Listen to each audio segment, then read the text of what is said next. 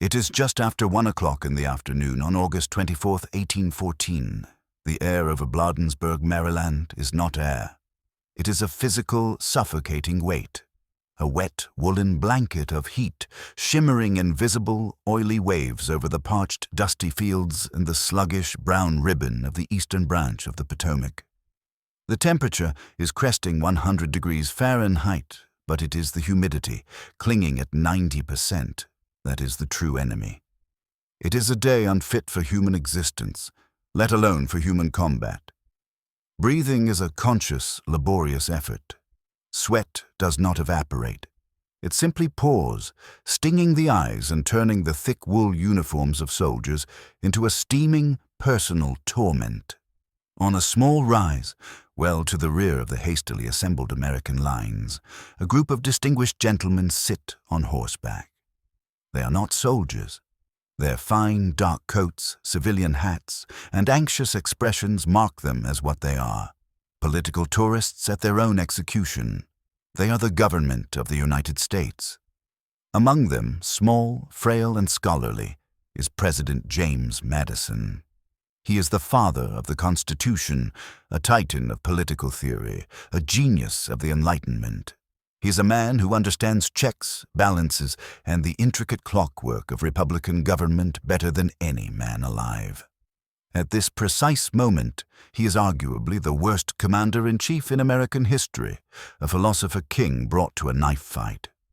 Beside him is his rash, ambitious Secretary of State, James Monroe, who has just finished a morning of riding around the battlefield, helpfully offering his military advice, confusing the American deployment and ensuring the lines of command are hopelessly tangled. Nearby, his face a mask of disbelief, is the man whose singular, monumental arrogance is the true architect of this disaster, the Secretary of War, John Armstrong. He is watching the physical manifestation of a threat he swore on his reputation would never, could never, come to Washington. They are watching the vanguard of a British army. Below them, arrayed on the rolling hills, their army waits. It is 7,000 strong, 7,000 Americans, drawn from the militia of Maryland and Virginia, here to defend their capital, their homes, their national honor. They have cannons dug in on the high ground. They have cavalry. They outnumber the approaching enemy by a significant margin. Then the enemy appears. It is not a grand, gleaming army, a tide of scarlet and steel. It is a column of red, caked in filth, staggering out of the heat haze like apparitions. It is perhaps 1,500 men, all that remain of the vanguard. They have marched for 5 days, have not slept, and are visibly dropping from heat stroke. They are, by all accounts, on the verge of total collapse. They pause at the edge of the town, at the foot of the bridge. They assess the 7,000 men and 20 cannons waiting for them on the hills. And then, impossibly, they attack. A thin line of light infantry, no more than a few hundred, forms up and, to the sound of a bugle, jogs straight for the main bridge. They are met by a storm of American artillery. The cannons are well served. The fire is accurate. Canister shot, a tin can full of musket balls, tears through the red column. Men fall, writhing in the white dust, and the column does not stop. They reform, step over their comrades, and keep coming, a relentless, inhuman machine. President Madison watches in dawning, sickening horror as his first line of defense, the Baltimore militia, fires one single, ragged, panicked volley. He sees the British column absorb it, shout, and begin to run up the hill, their bayonets leveled. He then witnesses something that will defy military belief for 200 years. A moment so shameful it will be whispered, not spoken, for a generation.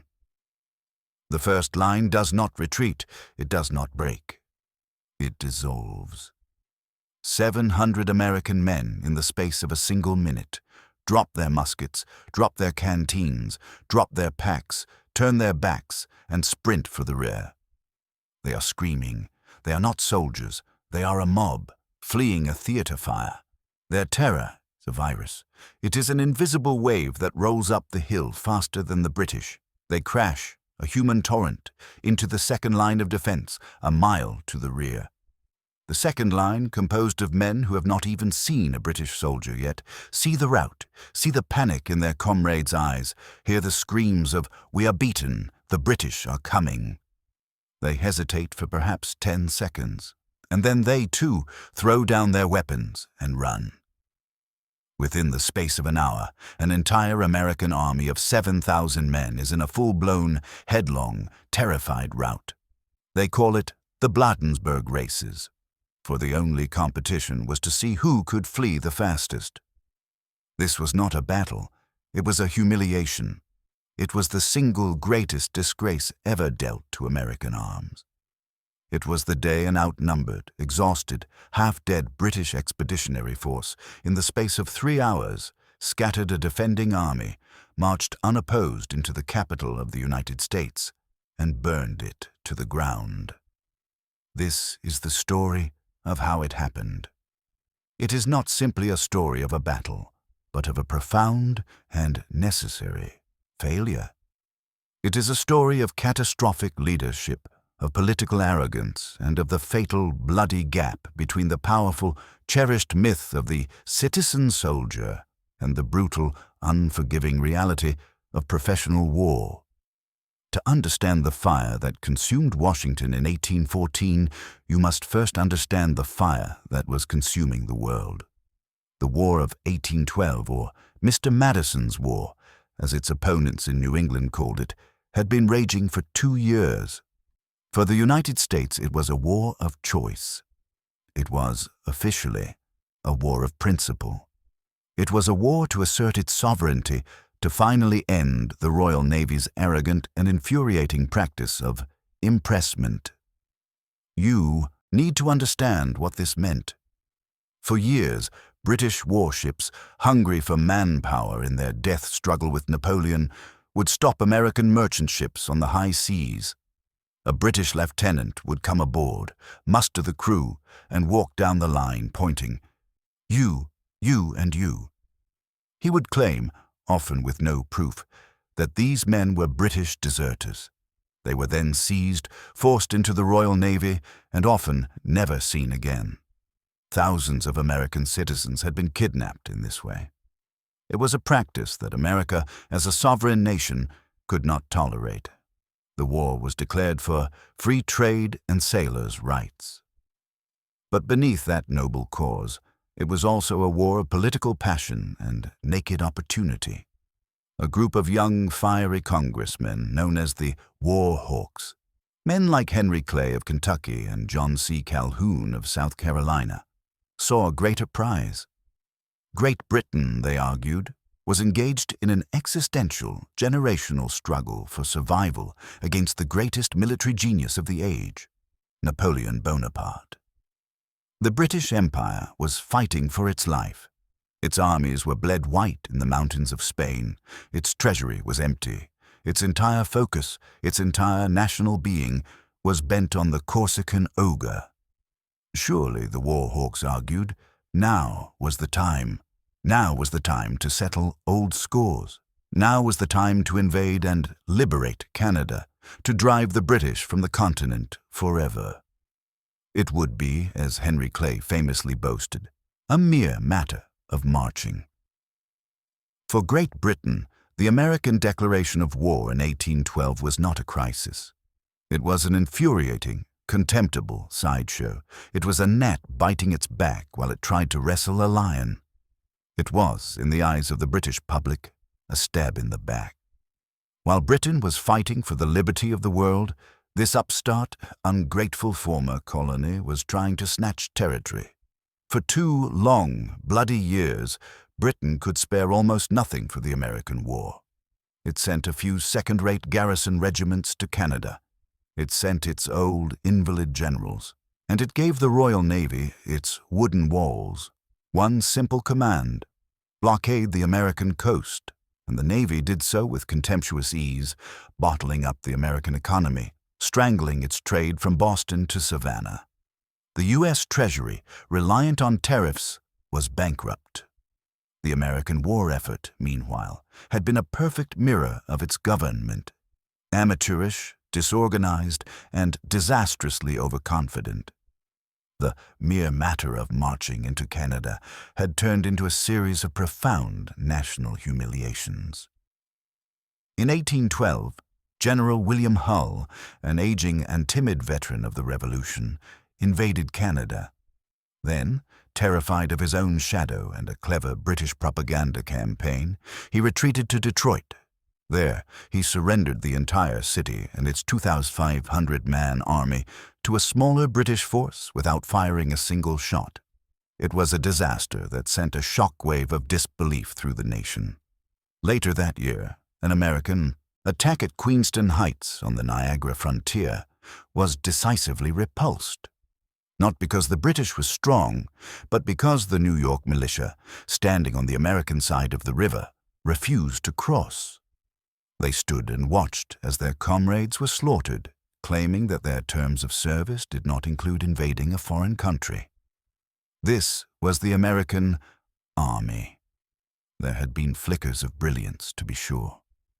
On the high seas, American frigates like the USS Constitution, manned by a small, professional, and superb officer corps, had won a series of stunning one-on-one duels against British ships. The Constitution destroying HMS Guerriere was a blow to the pride of the invincible Royal Navy that was felt in every pub in Portsmouth. On Lake Erie, Master Commandant Oliver Hazard Perry had built a fleet from green timber and smashed the British squadron, delivering his immortal line, "We have met the enemy, and they are ours." These successes proved that Americans could fight, and fight brilliantly. But they were tactical exceptions to a strategic disaster, and they were the work of a tiny corps of professionals, not the militia. And then, in 1813, the Americans committed the act that would seal Washington's fate. An American force, under the chaotic command of General Henry Dearborn, had captured York, the capital of Upper Canada, modern-day Toronto. And the American troops, many of them undisciplined militia, had run riot. They looted private homes, they burned the governor's mansion, and, most unforgivably, they burned the Parliament building, the symbol of Canadian self-government. This act, the torching of a civilian legislature, caused outrage in London. It was seen as an act of barbarism, a violation of the rules of civilized warfare. It was an insult that would be remembered and repaid. Then, in April of 1814, the world turned on its axis. Napoleon Bonaparte, Emperor of the French, his Grande Armée shattered by the Russian winter and the battles of the Sixth Coalition, abdicated. He was defeated. The lion was finally caged.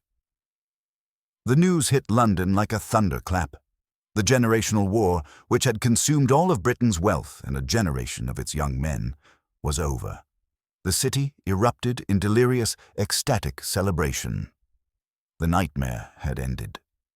In Washington, President Madison and his cabinet received the same news with a feeling of cold, icy dread.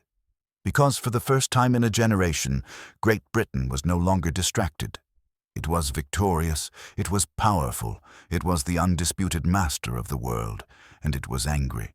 It could now turn its full, undivided, and vengeful attention to the United States. The order went out from the Admiralty. It was time to chastise the Americans. A new secret expedition was to be assembled.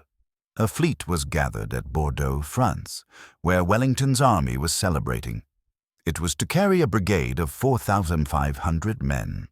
These were not the garrison troops, the invalids, and the fencible regiments that had been posted to Canada. These were Wellington's Invisibles. You must understand who these men were. These were the men of the 4th, King's Own, 21st, 44th, and 85th regiments of foot. They were not conscripts. They were long-service professionals, many of whom had been at war for a decade. They were Peninsular War veterans. This means they had survived hell. These were the men who had stood in the thin red line at Vittoria, who had endured the freezing, starving retreats. These were the men who had stormed the fortress cities of Ciudad Rodrigo and Badajoz. Imagine Badajoz, a medieval fortress, its walls thickened, its defenses perfected by French engineers. The British, with no proper siege train, had to take it by escalade, by running across open ground under a storm of cannon fire and climbing ladders into a breach defended by 1,000 Frenchmen. At the Great Breach, the French had created a chevaux de frise, a massive log chained to the ground and bristling with sharpened sword blades. They had packed the ditch with powder barrels and mines. The British attacked at night. For 2 hours, thousands of men charged into this meat grinder. They were shot, bayoneted, blown apart. The breach was a pile of bodies, a river of blood. They saw 2/3 of their comrades killed or wounded in an hour. And they kept coming. These were the men sailing for America.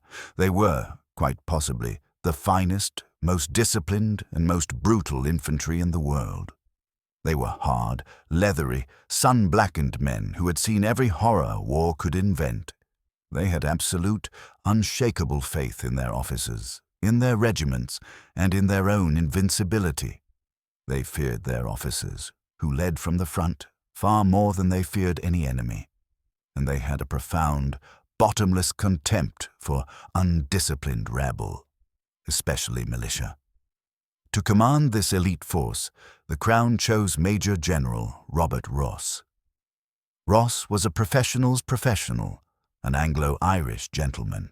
He was a veteran of the peninsula, known for his personal bravery and his tactical skill. He was not a brute. He was a gentleman. He was beloved by his men, known for his fairness and his quiet competence. He was not a firebrand. He was a soldier, given a distasteful job, conduct a punitive raid, effect a diversion, and, if possible, destroy the American naval depots in retaliation for the burning of York. But the expedition had 2 heads, and the other head was a firebrand. Rear Admiral George Cockburn, pronounced Coburn, was the naval commander of the Chesapeake, and he was, without question, the most hated and feared man in America.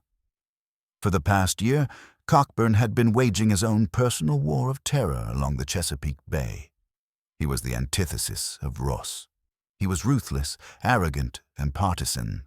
He believed the Americans were traitors and rebels, and he reveled in their fear. He had spent months sailing his squadron up and down the bay, burning farms, sacking villages, looting tobacco warehouses, and, most alarmingly to the slave-holding Virginians and Marylanders, freeing slaves. He then armed these colonial marines, dressed them in British uniforms, and used them to raid their former masters. He was, in the American press, a pirate, a monster, a modern-day barbarian. And Cockburn had one burning ambition to dine in Washington and to personally burn the American capital to the ground. He viewed it as just a necessary retaliation for the American burning of York. This was the force sailing for America, a professional, reluctant general, a ruthless, vengeful admiral, and an army of 400-500 of the most battle-hardened men on earth. And what did America have to stop them? The answer lay in a triumvirate of catastrophic incompetence. First, there was President James Madison. He simply did not believe it could happen. He was a man of the Enlightenment. He believed in rules, in reason, in the law of nations. Great powers did not, in his mind, burn the capitals of other great powers. It was uncivilized. He could not comprehend an enemy that did not think as he did. Second, there was his Secretary of War, John Armstrong. If Madison was a naive philosopher, Armstrong was a case study in terminal arrogance. He was a former general, and he knew military strategy. When rumors swirled all summer that the British, now free from Napoleon, would attack Washington, he dismissed them with a wave of his hand. "Oh no," he famously declared, "they will never come here." "Why? What of it?" he said. Washington was a city of no military or commercial value. It was a swampy, half-built village of 8,000 people, It had no factories and no warehouses, no strategic crossroads. It was a purely symbolic target.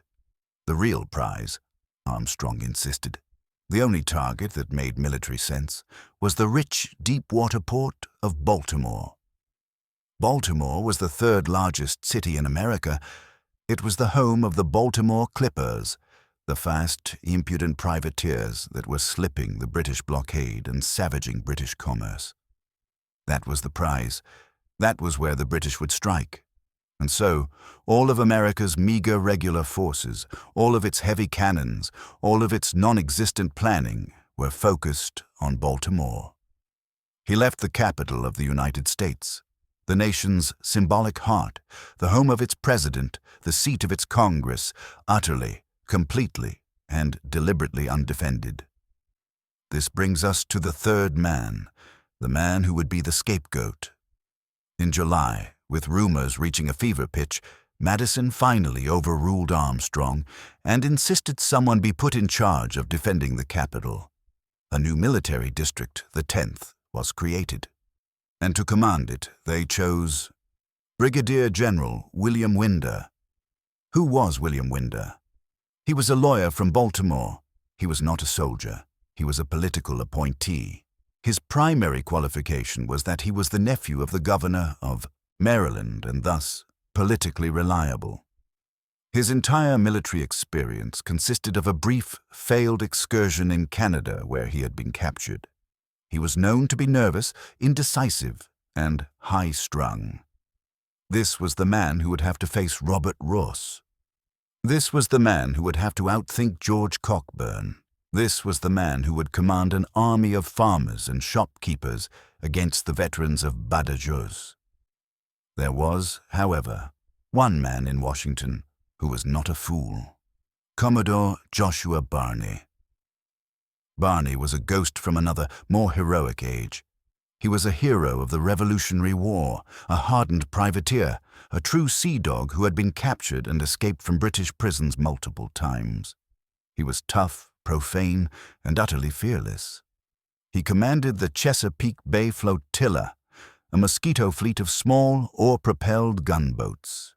For a year, he and his 500 flotilla men, a mix of veteran sailors and U.S. Marines, had been the only American force playing a cat-and-mouse game with Cockburn's massive fleet. They were the only professional, motivated, combat-tested American fighting force in the entire region. They were, in short, the only real soldiers America had. In early August, the British fleet arrived in the Chesapeake. It was a massive armada, dozens of ships of the line and transports. The trap was sprung. Secretary of War Armstrong still insisted they were heading for Baltimore, but they did not.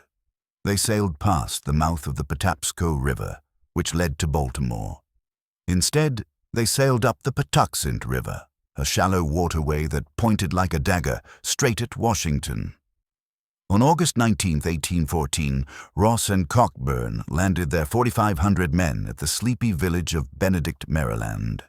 They had no cavalry.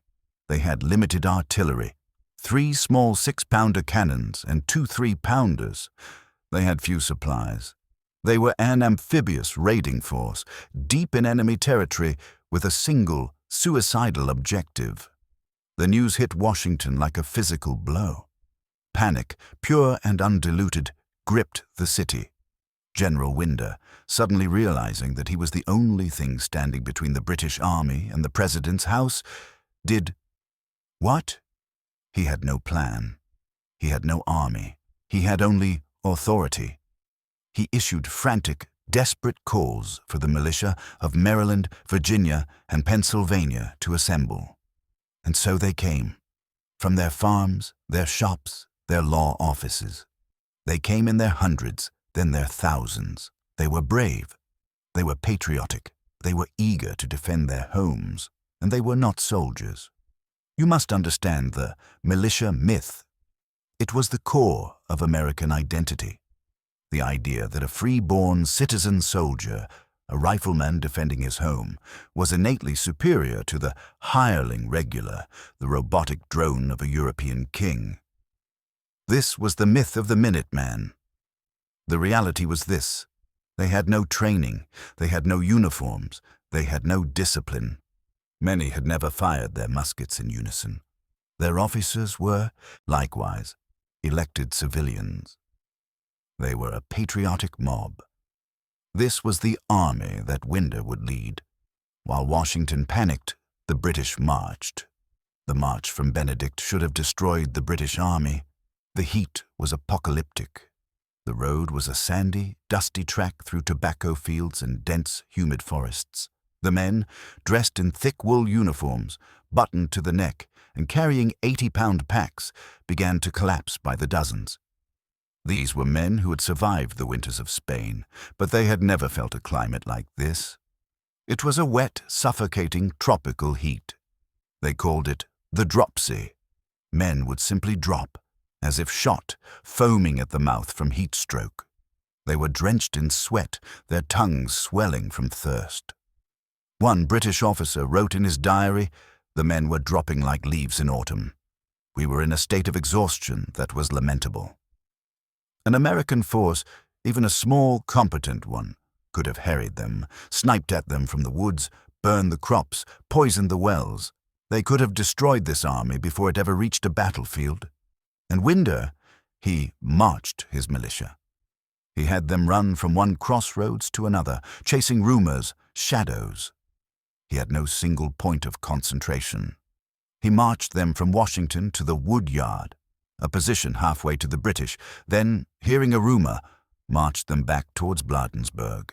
Then, hearing another rumor, he marched them back again. He did not drill his men, he did not train them, he did not build fortifications, he just exhausted them. His men, who had yet to see a single redcoat, were already beaten, their morale shattered by their own commander's indecision. Meanwhile, Commodore Barney was facing his own crisis. The British army, marching up the Patuxent, had trapped his flotilla. Under direct orders from the Secretary of the Navy, Barney did the only thing he could.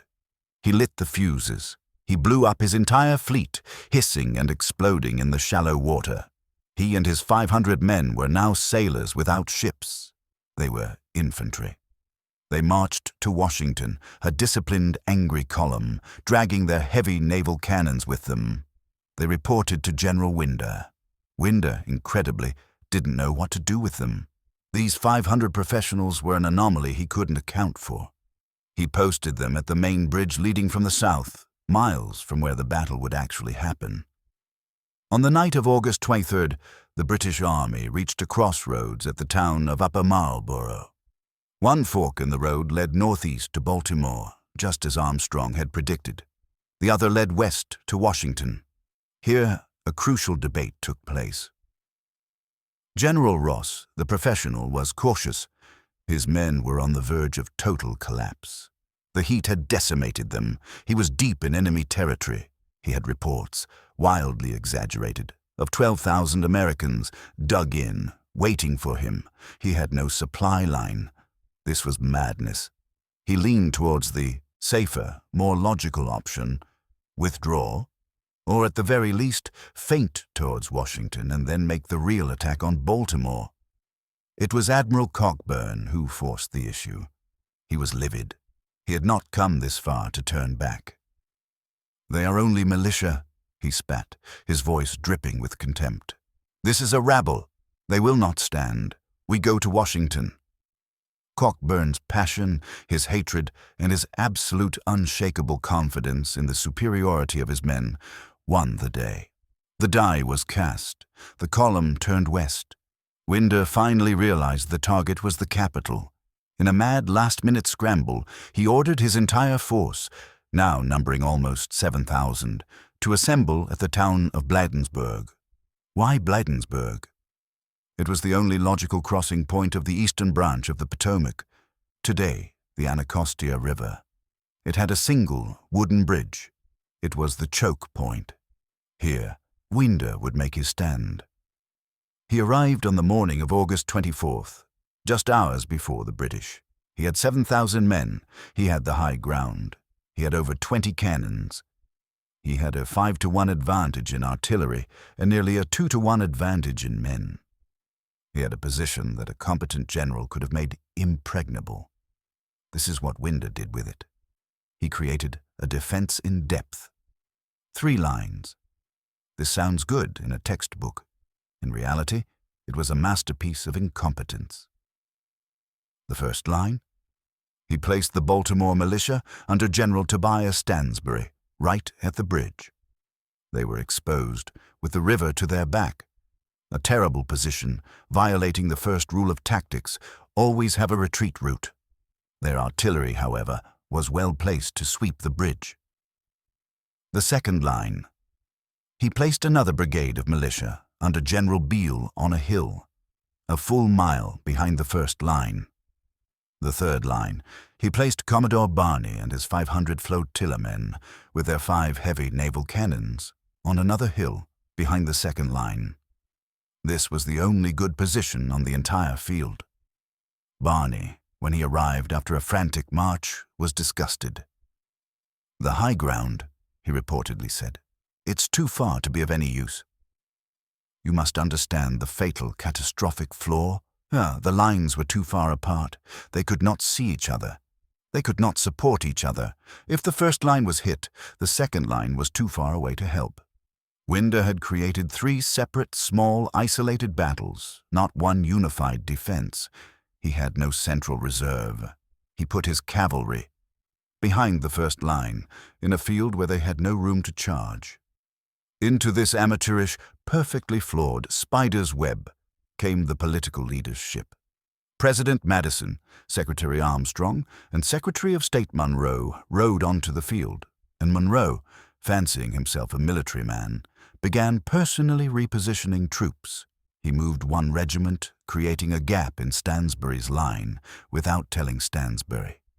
It was the ultimate amateur hour, and at 1 o'clock, into this scene of chaos, walked the British vanguard, the 85th Light Infantry, perhaps 1,500 strong, staggered out of the woods and into Bladensburg.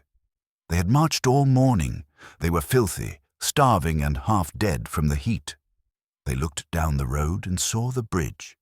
They saw the American cannons glinting on the hill. They saw the thousands of militia. General Ross was cautious. This looked like a trap. 7,000 men dug in. This was exactly what he had feared.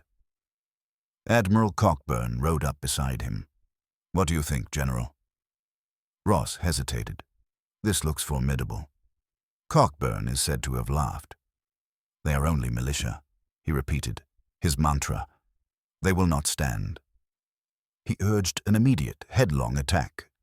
Ross, against his better tactical judgment, but perhaps sensing the brittle nature of the American deployment, gave the order.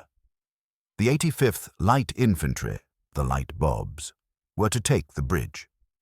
Colonel William Thornton, commanding the 85th, a fiery and brilliant officer, formed his men. He gave the order, "Charge!" The redcoats, their throats parched, let out a thin, reedy cheer, and they trotted down the road, straight at the bridge.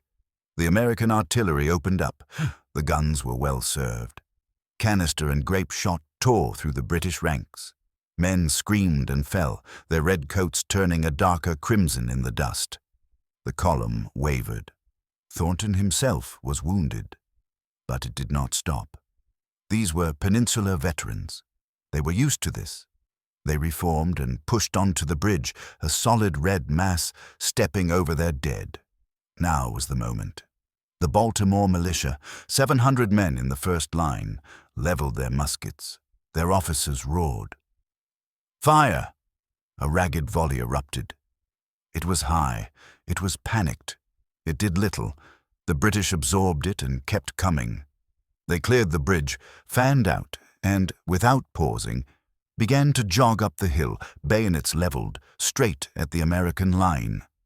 This is the moment that decided the battle. This is the moment that burned Washington. Imagine you are a shopkeeper from Baltimore. You have been a soldier for 3 days. You have never been in battle. You have never been drilled. You have just seen an enemy force, which you were told was weak and cowardly, charge through your own artillery fire, an artillery fire that killed dozens of them. You have fired your one shot, and now they are running at you. They are not shooting, running. They are 150-pound men of muscle and steel, their faces caked in grime and sweat, their teeth bared.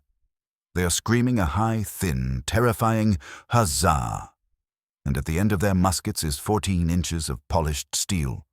The Baltimore militia was not cowardly. It was human. The line hesitated. A few men on the flank began to back away. Then they turned. Then the man next to them turned. Within 30 seconds, the entire first line of American defense ceased to exist. It was a rout. They dropped their muskets. They dropped their packs. They ran. They sprinted for the rear, for Washington, for home. This was the beginning of the Bladensburg races. The first line, in its blind, animal panic, ran straight through the second line. The men of the second line, who had not even seen a British soldier yet, saw their comrades fleeing, screaming, "The British are coming! We are beaten!" Panic is a virus. The second line, which had never been engaged, also broke. They joined the rout. The entire left and center of the American army had evaporated. On the hill, President Madison watched this unfold. He was joined by Monroe and Armstrong. A British Congreve rocket, a new, inaccurate, but terrifying psychological weapon, hissed overhead, trailing smoke. A cavalryman, his face pale with terror, galloped up to the president. "Sir," he yelled, "the army is in full retreat. You must leave. You will be captured." James Madison, the father of the Constitution, the President of the United States, turned his horse and fled the field. His government fled with him.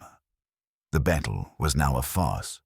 General Winder was galloping madly between the collapsing units, shouting orders that no one heard, trying to plug a dam that had already burst. He, too, soon joined the retreat, the last American general in history to flee a battlefield ahead of his own men. In less than an hour, 500 American soldiers were gone. But the battle was not over. The British 85th, exhilarated by the rout, reformed. They advanced up the hill, chasing the fleeing mob. And then they ran into Commodore Joshua Barney. Barney and his 500 sailors and Marines had watched the collapse with pure, professional disgust. They were stationed on the third line, a mile from the bridge. They had not yet fired a shot. They saw the redcoats coming. Barney, a bulldog of a man, stood by his 18-pounder naval cannons. These were not light field pieces. They were ship killers. They were loaded to the muzzle with grape shot, musket balls, and canister. He let the British get close. He waited until he could see their faces, see their buttons. The redcoats were charging, cheering, thinking the day was won. "Fire!" Barney roared. Barney's battery of 5 cannons exploded. It was not a volley. It was a solid wall of metal. It did not wound the British front rank. It liquidated it. The 85th's charge was stopped cold. Men were blown to pieces. The British, stunned, fell back. These were not militia. General Ross, seeing this, instantly became a professional. This was a real fight. He brought up the rest of his army, the 4th and 44th Foot. He dismounted and personally directed the attack. The 85th would attack the front again. The 4th would swing around to the American right, the 44th to the left. This was textbook, a double envelopment. The British charged again. And again, Barney's guns tore them to pieces. The sailors and Marines, fighting as infantry, countercharged. This was the only real fighting of the entire day. It was a vicious, point-blank brawl. Sailors with no bayonets fought with cutlasses. Marines fought with bayonets, but it was 500 men against 4,000. The British regulars, flanking, poured a murderous, enfilading fire into Barney's line from both sides. Barney's horse was shot from under him. He was wounded in the thigh by a musket ball, a severe and painful injury. He was bleeding profusely. His men were falling. The British were surrounding them. He saw it was hopeless. He ordered his men to retreat, to save themselves. "Retreat! Retreat! I will not be a burden to you."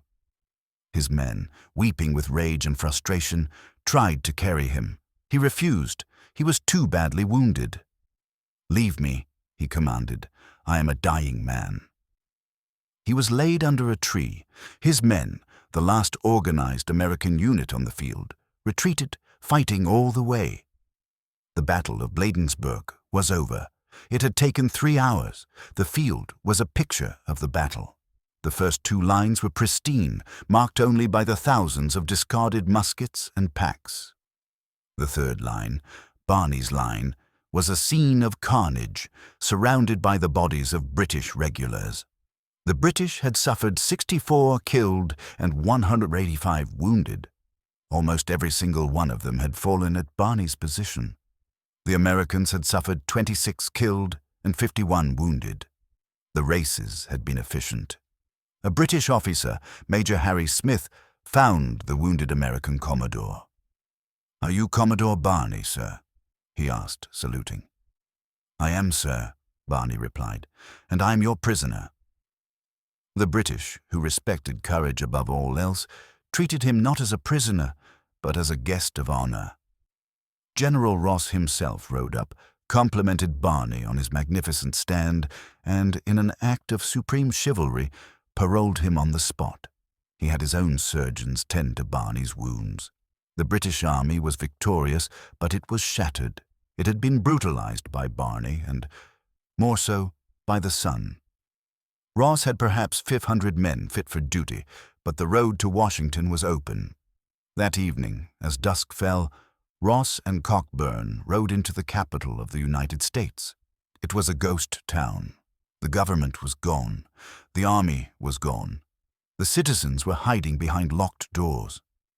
While Ross's men entered the city, Dolly Madison, the First Lady, was in the President's house. In an act of iconic bravery and composure, she refused to leave until the last possible second. She directed servants to save the crucial cabinet papers and, most famously, the full-length portrait of George Washington, which she had cut from its frame. She fled in a carriage just as the British vanguard turned onto Pennsylvania Avenue. The British marched to the Capitol building. It was, at the time, one of the most beautiful and ambitious buildings in the New World. Cockburn, in a theatrical gesture, entered the House of Representatives. He climbed into the Speaker's chair. "Shall this harbor of Yankee democracy be burned?" he yelled to his troops. "All for it say aye." The soldiers roared. They piled the furniture, doused it with rocket fuel, and set it ablaze. The Library of Congress, holding the nation's records, was consumed. Then they marched to the President's house. They found the dinner table set for 40. The President had been expecting his victorious generals. The British soldiers, filthy, starving, and half-drunk, sat down and ate the meal. They ate the meats. They drank the President's wine. And then they burned the house to the ground. The Treasury was burned. The War Office was burned. You must understand, this was not random, wanton vandalism. This was a specific, targeted, political act. It was retaliation. Every British soldier had been told about the burning of York. General Ross, the professional, only burned public buildings. He posted guards to protect private homes. Admiral Cockburn, the firebrand, was simply gleeful. He personally led the party to burn the offices of the National Intelligencer, the pro-war newspaper that had insulted him for months. "Be sure that all the C's are burned," he reportedly laughed to his men, "so they cannot print my name again." The city burned all night. The glow in the sky was visible 40 miles away.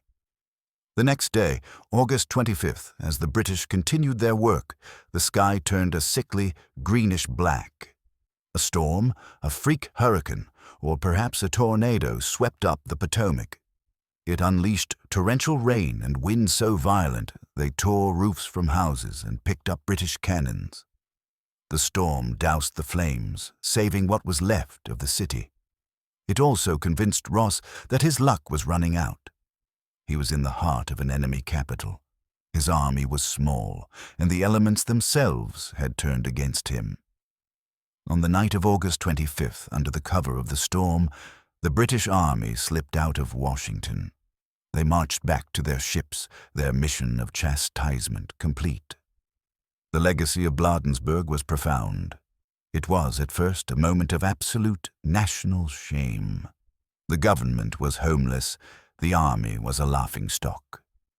The militia myth, the idea that a free people could spontaneously rise up and defeat a professional army, was dead, burned in the ashes of the capital. But from that humiliation, a new resolve was forged. The failure of the militia system forced America to finally, reluctantly, invest in a professional, regular army and navy.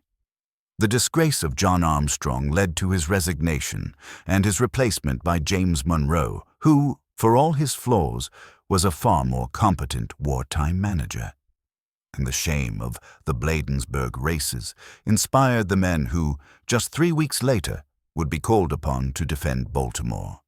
When the same British army, under the same General Ross, attacked that city, the militia did not run. They stood, they fought, and they won. General Ross was killed by a militia sharpshooter. The British land attack faltered. The British fleet, under Admiral Cockburn, pounded Fort McHenry for 25 hours. But the fort did not fall, and a young American lawyer, Francis Scott Key, who had been on the British flagship, watched the battle. He had seen the fires of Washington. He now saw the bombs bursting in air over Baltimore. And in the morning, when he saw the American flag still flying, he was so moved by the redemption, by the sight of resistance after the humiliation of Bladensburg, that he wrote a poem. Bladensburg is the battle America wants to forget. But it is the battle that had to happen. It was the lowest, most disgraceful moment in American military history, and it was the crucible in which the nation's anthem was born. It is the story of what happens when a nation confuses political rhetoric with military reality and sends its lawyers and its farmers to fight its wars.